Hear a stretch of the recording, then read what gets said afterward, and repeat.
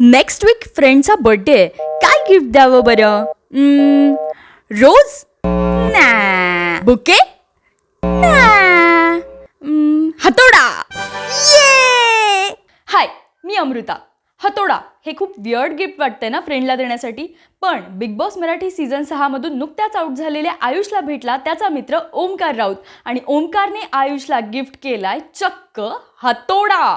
याचा video Marathi flash या Instagram चॅनलवरती 1 मिलियन प्लस लोकांनी पाहिलाय. तुम्ही नसेल पाहिला तर आत्ताच्या आत्ता मराठी फ्लॅशला फॉलो करा आणि हा व्हिडिओ नक्की पहा. काही इंटरव्ह्यूसाठी आयुष आणि करण एकत्र भेटल्याचं आपल्याला दिसतंय.